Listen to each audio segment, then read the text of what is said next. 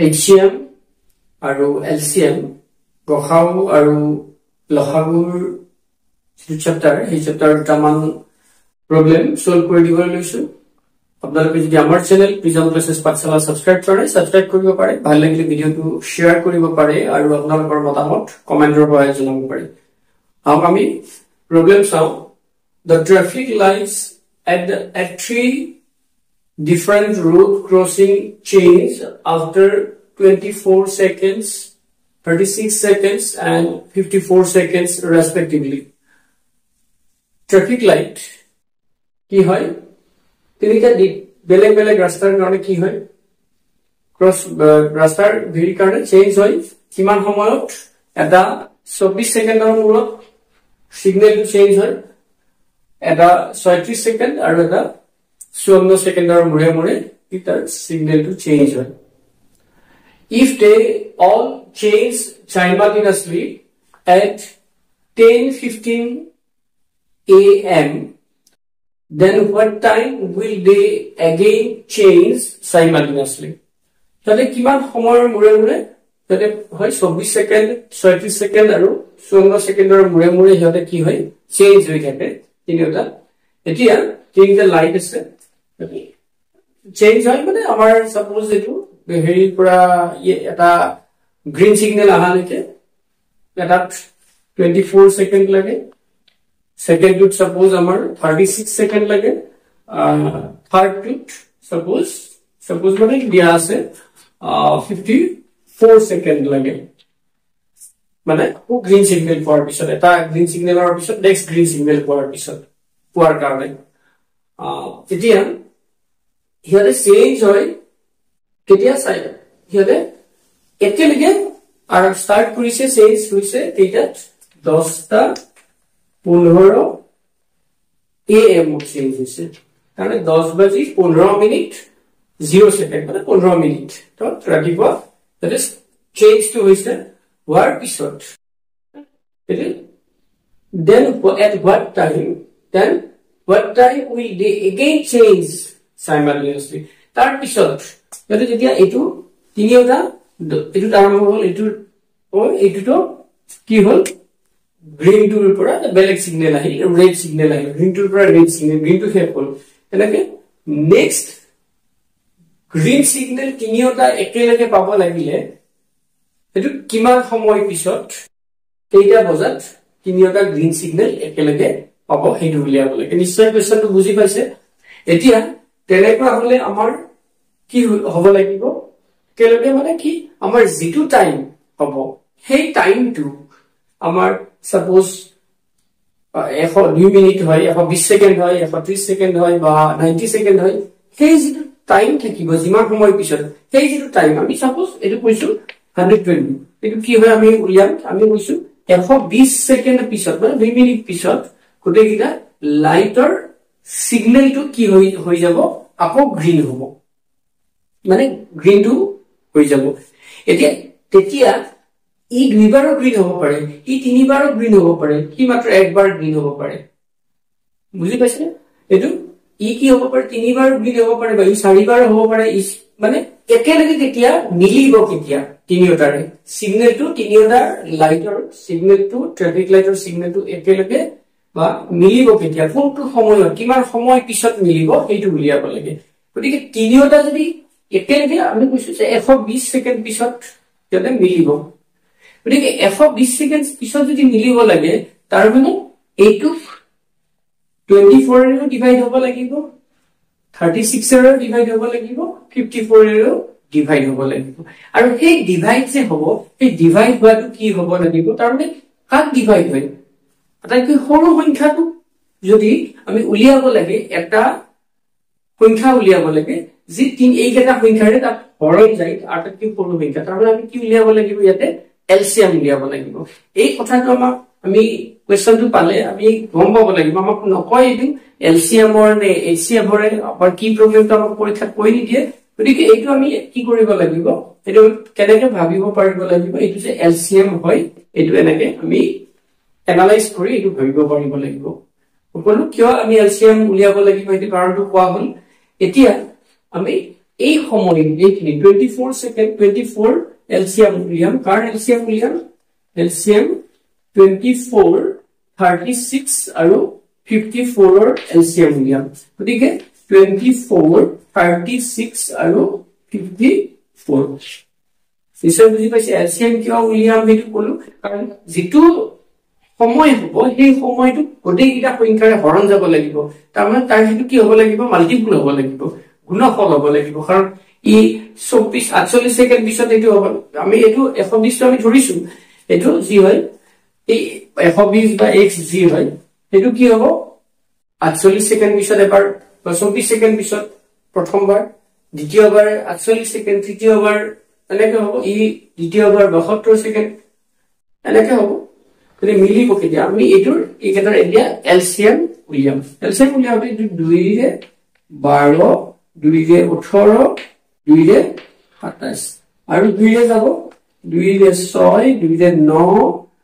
27ক নাযায় ইয়াৰে যাব এবাৰ 3 ৰে 2 বাৰ 3 ৰে 3 বাৰ 3 ৰে 9 বাৰ আপুনি 3 ৰে যাব 3 ৰে 2 1 3 তাৰমানে কিমান হ'ল এলসিএম 2 3টা 1 2 3 আৰু 3 ও এটো কিমান হ'ব 2 দুগুণ 4 দুগুণ 8 3 গুণ 24 3 গুণ 72 3 গুণ 3 দুগুণ 6 3 7 গুণ 21 216 তাৰমানে এলসিএম কিমান হ'ব 216 হ'ব 216 সেকেন্ড পিছত ই কি হ'ব আটাইকিটা কি হ'ব আটাইকিটাই সিগন্যাল একেলগে অন হ'ব বা একেলগে কি হ'ব চেঞ্জ হ'ব আমাৰ গ্ৰীনে হওক বা জি হওক কিন্তু আটাইকিটা সিগন্যালৰ কি হ'ব চেঞ্জ হ'ব গতিকে এইটো এতিয়া এই 216 সেকেন্ডৰ পিছত সেকেন্ডটোৰ আমাৰ কি হ'ল এটু 24 এৰ ডিভাইড হ'ব 36 এৰ ডিভাইড হ'ব আৰু 16 এৰ ডিভাইড হ'ব তাৰমানে 24 এৰ মানে প্ৰথমটো যেটো আমাৰ আছিল প্ৰথম যেটো আছিল 24 সেকেন্ডৰ সেইটো কেইবাৰ হেৰি হ'ব 24 যদি আমি উলিয়াও কিন্তু 3 গুণ 24 3 গুণ 9 বাৰ এক নম্বৰটো 9 বাৰ সিগন্যাল চেঞ্জ হৈ থাকিব এক নম্বৰ যেটো সিগন্যাল এইটো ভালকে চাব মই এইটো কৈছো আপু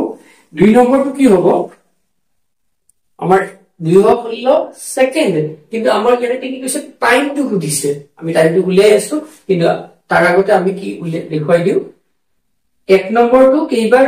চেঞ্জ হ'ব 9 বাৰ 2 নম্বৰটো কেইবাৰ চেঞ্জ হ'ব এটো 2 4 গুণ 8 বা 3 গুণ 9 3 গুণ 9 9 4 গুণ 36 36 আৰু 6 বাৰ 2 নম্বৰটো 6 বাৰ চেঞ্জ হ'ব 3 নম্বৰটো এটো কিমান হ'ব 54 হ'ব লাগিব 9 6 গুণ 54 4 বাৰ তাৰ মানে এক নম্বৰটো 24 সেকেন্ডৰ মুৰে মুৰে চেঞ্জ হোৱাটো এইবাৰ হ'ব 9 বাৰ চেঞ্জ হ'ব 36 সেকেন্ডৰ মুৰে মুৰে চেঞ্জ হোৱাটো কেইবাৰ চেঞ্জ হ'ব 6 বাৰ চেঞ্জ হ'ব আৰু 3 সেকেন্ড মানে কি 16 সেকেন্ডৰ মুৰে মুৰে চেঞ্জ হোৱাটো 4 বাৰ চেঞ্জ হ'ব এই 9 বাৰ 6 বাৰ 4 বাৰ চেঞ্জ হোৱাৰ পিছতে আৰু একেলগে চেঞ্জ হ'ব একে সিগন্যাল পাব একে ধৰণৰ কালাৰ হ'ব সিগন্যাল বেছি হয় এতিয়া এইটো আমি কোৱেশ্চনটো এইটো এনসাৰটো না লাগে আমি এইটো বুজোৱা হ'ল কি নিশ্চয় বুজি পাইছে কি হয় আমি কিয় আসলে খব কৈছো আসলে আমি কিয় এলসিএম টো উলিয়াব লাগে এটা চাব 216 সেকেন্ড পিছত যদি হয় 216 সেকেন্ডক আমি কি লৈ কৈছো কিমান মিনিট প্ৰথম মিনিটত উলিয়াইছো 6 3 গুণ 18 180